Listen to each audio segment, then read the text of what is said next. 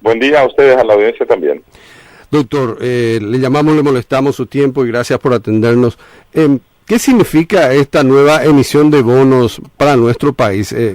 No es la primera vez, tengo entendido que son muchos bonos ya que fueron emitidos. ¿Estamos en condiciones de enfrentar nuevamente esto? Y no son buenas noticias, porque eso significa que el ministro de Hacienda está apretadísimo, no sabe de dónde conseguir dinero para atender sus compromisos regulares. Entonces tiene que colocar bonos para eso. Es mala noticia porque significa que la recaudación tributaria no es suficiente.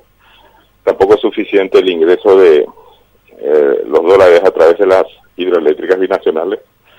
Entonces se tiene que endeudar y lo tiene que hacer rápidamente porque necesita dinero ahora.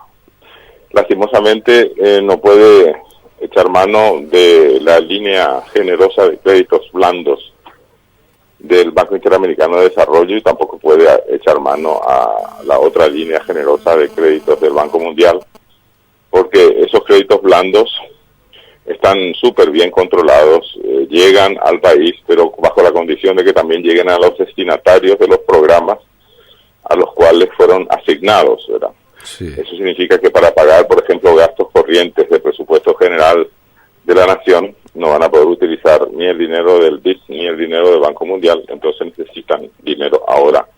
Y la forma más rápida, pero la más cara también, es la colocación de bonos soberanos. Si la colocación es local, como esa emisión de 20 millones de dólares, eso quiere decir que los bancos locales van a comprar eso. El acreedor más grande ya es el Banco Itaú. Ahora, ¿qué significado, qué impacto tiene en nuestra economía y sobre todo en el ciudadano que tendrá que enfrentar estas deudas que cada vez tenemos más, doctor? Y el impacto para la ciudadanía es que va a tener que sufrir las consecuencias de un endeudamiento más caro, lo que significa que Hacienda, cuando tenga que devolver ese dinero, va a tener que poner más dinero en la mesa todavía para poder devolverlo. Por eso decía que no es buena noticia. Lo ideal sería que Hacienda recurra a sus ingresos genuinos, que son los ingresos tributarios, y a los ingresos de las binacionales, pero la sumatoria de ambos ingresos ya no es suficiente para atender los compromisos regulares de Hacienda, y ese es el problema del país.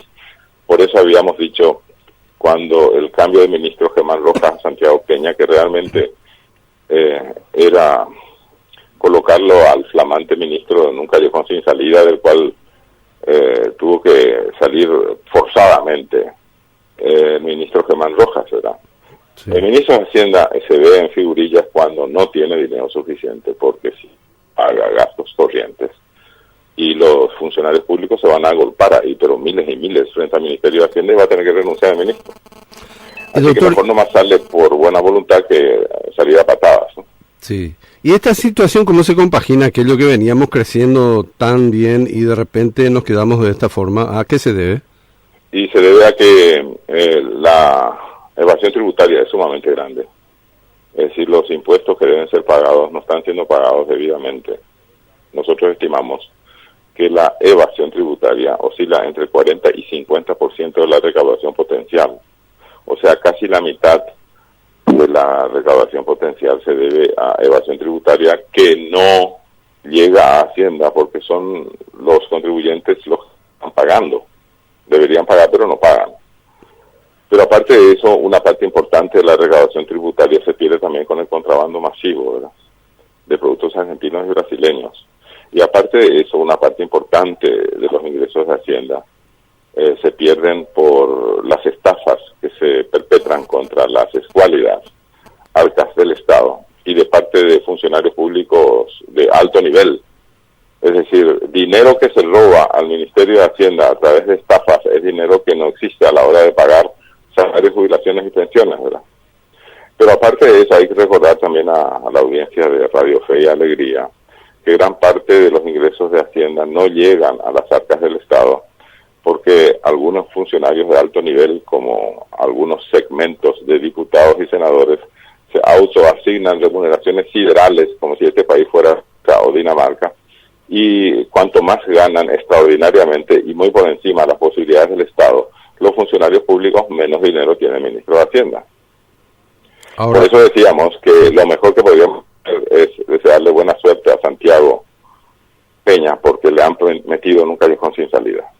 ¿La corrupción está devastando la economía de este país? Pero por supuesto, la corrupción es gigantesca y tiene varias formas. Está la corrupción de las mafias, pero Sí. de las mafias sangrientas, ¿verdad? Sí. Está la corrupción de los robos, la corrupción del contrabando, y aparte de eso están las estafas directas al sector público de parte de algunos funcionarios públicos, y aparte de eso están las remuneraciones siderales que algunos funcionarios públicos se autoasignan. Por supuesto que con ese desparro, tirando dinero por todas las ventanas de la casa queda sin dinero, ¿verdad? Bueno, no solamente eso, sino que la situación del ministro de Hacienda no es nada envidiable, porque él podría también, por ejemplo, llevar a cabo una reforma tributaria para cobrar más impuestos a cigarrillos y a bebidas alcohólicas, que son productos adictivos y que hacen mal a la salud. No solamente a la salud de los que los consumen, sino a la salud de terceros también. Y sin embargo, ni siquiera eso puede hacer, porque no hay mayoría político-partidaria ni legislativa para una reforma así. En otras palabras, probablemente el puesto público menos envidiable sea, en primer lugar, el ministro del Interior, que no consigue hacer pasar por el aro a los terroristas, y el ministro de Hacienda, que no consigue solucionar la escasez de fondos en ese ministerio. Ahora, doctor, a este paso tenemos enfrente un año negro. Tal vez no un año negro, pero sí un año gris como el tiempo de hoy. Es decir, no estamos en la catástrofe ni estamos en el abismo, pero se están manejando muy mal las finanzas públicas. ¿Por qué eso, doctor? Pero ya acabo de decir todo el rato cuál es el motivo. ¿Voy a repetir otra vez o qué? No digo nomás. No hay voluntad política, no hay conocimiento, o por dónde pasa principalmente. Y el egoísmo colectivo es enorme. Hay empresarios que no quieren pagar todos los impuestos que tienen que pagar por ley, eso es evasión tributaria. Hay empresarios que no quieren pagar más impuestos de lo que están pagando, suponiendo que no cometan evasión. Sí. Ni siquiera los empresarios de la soja y de la carne vacuna están dispuestos a pagar más impuestos y son los productos más exitosos, ¿verdad? En ese punto, doctor, sí, le escucho. Sí, quiero decir, si la gente con altísimo poder adquisitivo no quiere pagar impuestos porque evade o no quiere pagar más impuestos porque cree que ya paga lo suficiente, y bueno, y esa es la situación en la cual estamos, ¿verdad? Aparte de eso, no hay mayorías políticas o político-partidarias, ni en el ni en el Partido Liberal, ni en los partidos pequeños, que favorezcan una reforma tributaria, porque eso requiere la sanción de una ley y eso pasa por mayorías legislativas. Sí, sí. Si no hay mayorías legislativas, si no hay mayoría político-partidaria en favor de la reforma tributaria, y ya no hay nada que hacer en un Estado de Derecho que vive en democracia. Uh-huh. Todo se maneja por mayorías, ¿no? Sí, totalmente. Ahora, eso no quiere decir que las mayorías tengan la verdad, simplemente claro, es el régimen de la democracia, ¿verdad? Doctor, ahora, cuando usted habla de aumento de impuestos al cigarrillo y al alcohol, acá cada vez que alguien plantea aumentar a un 10, nomás a un 15% en impuesto a la exportación de granos, los productores pegan el grito al cielo y amenazan con medidas en contra del gobierno y que afectan a la ciudadanía. Y dicen que eso va a afectar, dice que eso va a impactar negativamente en la producción. ¿Es así? Perdón, estoy queriendo interrumpirle y no consigo, ¿verdad? Perdón. Demuestra claramente que las políticas públicas en este país están determinadas por los grupos poderosos de presión y no por el interés general de la ciudadanía.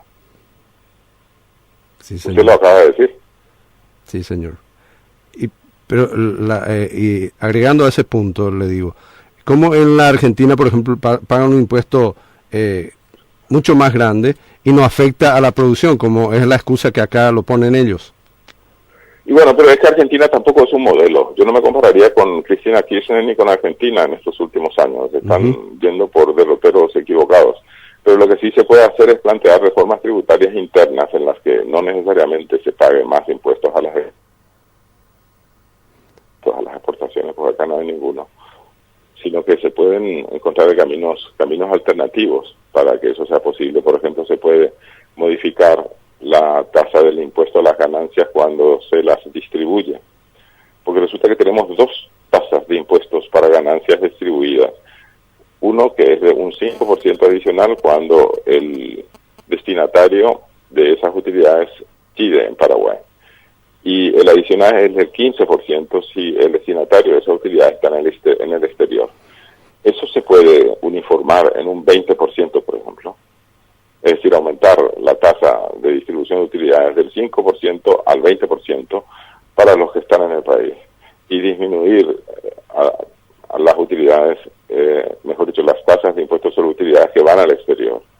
De tal forma que el saldo neto, que se va a articular en torno al 20% único, como única tasa de impuesto sobre las ganancias a ser aplicada, eso va a reportar un ingreso extraordinario a Hacienda, porque se van a gravar las ganancias nada más, no el producto. O sea, ahí no va a pesar si está exportando soja o carne vacuna o cualquier otro alimento, ¿verdad? Sí. Sino que lo que va a importar es que se graben más las ganancias, pero de forma justa también. No hay por qué discriminar entre un accionista que vive en el Paraguay y un accionista que está en el exterior, con tal de que paga más impuestos. Es decir, sobre reforma tributaria hay muchísimo de qué hablar. También se pueden aumentar y se deben aumentar los cigarrillos y bebidas alcohólicas porque son productos adictivos, pero ni siquiera para eso hay mayoría. Si no hay mayoría, y tenemos que empezar a educar, y eso hay que hacerlo de inmediato, pero el resultado positivo, si lo tenemos, va a ser recién a cabo de una generación. El ministro de Hacienda necesita dinero ahora, no el año que viene o dentro de 10 años. Finalmente, doctor, ¿usted está de acuerdo en que se implemente un impuesto del 15% a la exportación de granos? No, yo estaba diciéndole recién que antes que habilitar o crear un impuesto a las exportaciones, lo que se puede hacer es uniformar la tasa de distribución de utilidades, de tal forma que el saldo neto para Hacienda sea mayúsculo. Uniformarlo en un 20%, en vez de tener uno 5% en un caso y otro 15% en otro caso.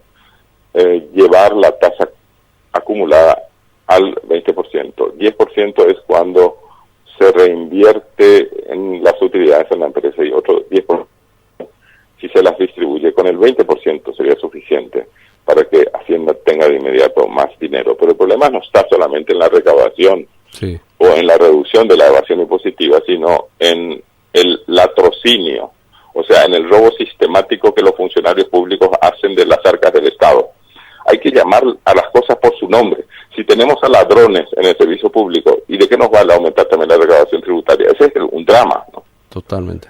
Sí, bueno, señor. entonces hay que hacer varias cosas. Hay que combatir la estafa directa a las arcas del Estado. Sí. Hay que combatir la corrupción por vía de las mafias, del contrabando y de la evasión de impuestos, ¿verdad? Pero también hay que hacer una reforma tributaria para que Hacienda pueda recaudar más. Y todo eso hay que hacerlo en forma inmediata y simultánea. Pero sí, ni siquiera el Poder Ejecutivo tiene voluntad política para hacer eso. Y estamos haciendo academia por radio. O sea, no nos sirve para nada. Sí, señor. Doctor, muchas gracias por su tiempo. Ha sido un gusto.